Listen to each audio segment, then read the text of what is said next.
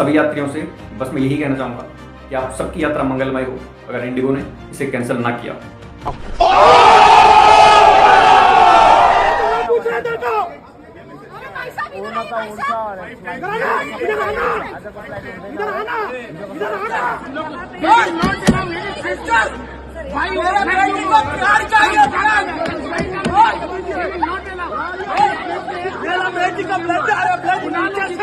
नीचे से ब्लड आ रहा, बैठ जाइए, दे दो।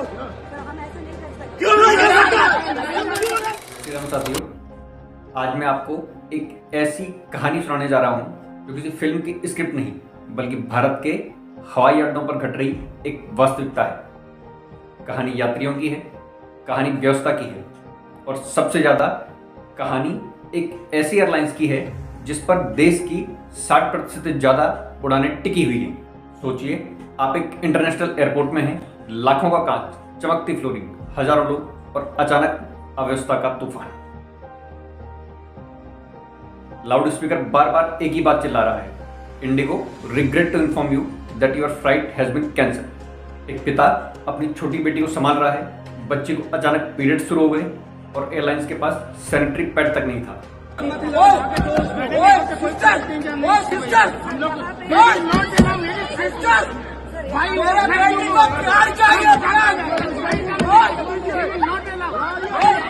मेरा बेटी का ब्लड आ रहा, ब्लड नीचे से ब्लड आ रहा, बैठ जाइए, दे दो। क्यों नहीं कर सकता? क्यों नहीं कर सकता? क्यों नहीं कर सकता? मेरे को प्यार चाहिए अभी, दे दो प्यार। एक जोड़ा मोबाइल पर वर्चुअल शादी कर रहा है, मंडप उधर था, बारात उधर, लेकिन दूल्हा दुल्हन यहां फंसे हैं।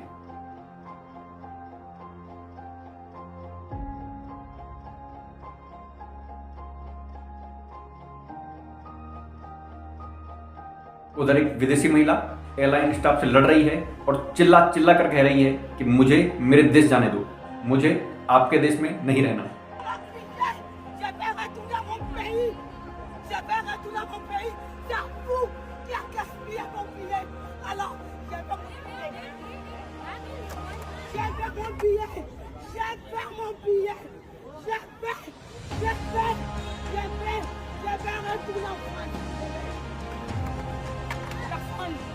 Je vais retourner en France. Je vais mon billet.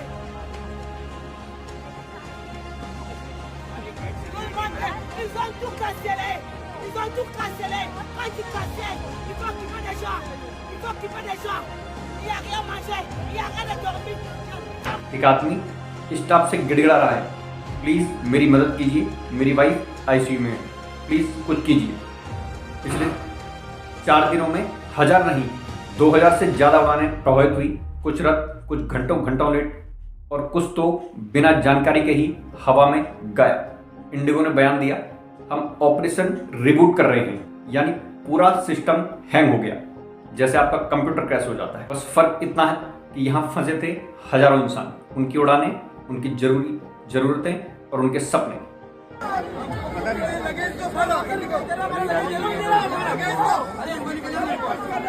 आप देना 3 बजे से जवाब पूछ रहे थे तो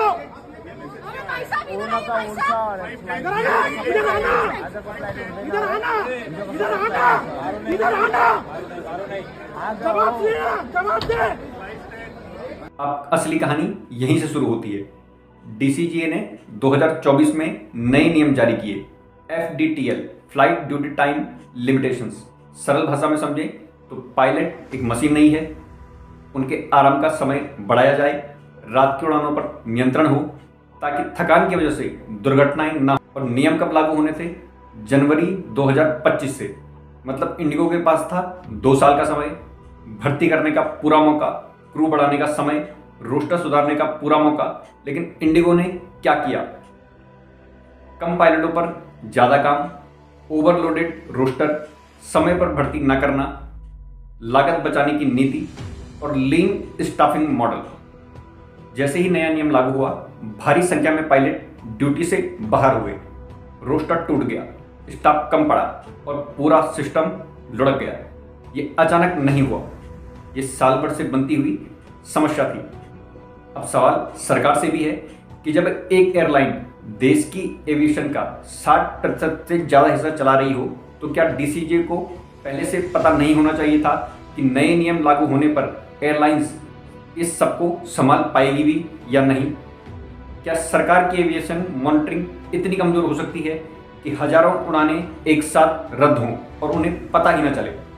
सबसे दिलचस्प मोड़ तो आगे है। पहले डीसीजीए ने बोला ये नियम यात्रियों की सुरक्षा के लिए अनिवार्य है, और जैसे ही इंडिगो लड़खड़ाया अचानक कहा ठीक है, अभी के लिए छूट दे देते हैं। पहले नियम सुरक्षा के लिए थे, अब अस्थायी छूट भी सुरक्षा के नाम पर।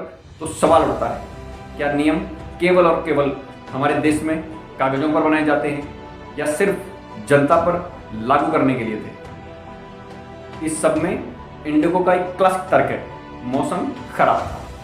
लेकिन मौसम सिर्फ इंडिगो का ही क्यों खराब हुआ? अगर मौसम वाकई वजह होती तो सारी की सारी एयरलाइंस एक साथ रद्द होती। बात तो सही है। ये बहाना एक ऐसे सिस्टम को छुपाने के लिए था जो पहले ही अंदर कब का टूट चुका था। अब बात उन लोगों की जिनकी इसमें कोई गलती नहीं थी, लेकिन वो इस व्यवस्था के सबसे बड़े भुक्तभोगी बने। जो बच्चे अपनी परीक्षाओं से चूक गए, जो मरीज अस्पतालों में इंतजार करते रहे, जो बुजुर्ग और महिलाएं फर्श पर बैठे बैठे रोते रहे, जो पर्यटक भारत की अव्यवस्था का वीडियो बनाकर दुनिया भर में भेजते रहे, जिनकी अंतर्राष्ट्रीय कनेक्टिंग फ्लाइट्स उड़ गई, जिनके पास खाने तक के पैसे न बचे। ये सिर्फ उड़ानें नहीं थी, ये हजारों जिंदगियां थी। और सबसे दुखद बात, ये सब उस समय हुआ जब दुनिया की नज़र भारत पर थी, जब रूस के राष्ट्रपति अपने पूरे मंत्रिमंडल के साथ भारत में हैं और पूरे मीडिया में भारत को एक उभरती हुई महाशक्ति बताया जा रहा है। लेकिन एयरपोर्टों पर पैदा हुई ये अराजकता हमारी विश्वसनीयता पर सवाल उठाती थी। ध्यान रहे, देश की छवि सिर्फ नेताओं से नहीं बनती, ये रोजमर्रा की अर्थव्यवस्थाओं से बनती है। तो अब इस कहानी का निष्कर्ष क्या निकला?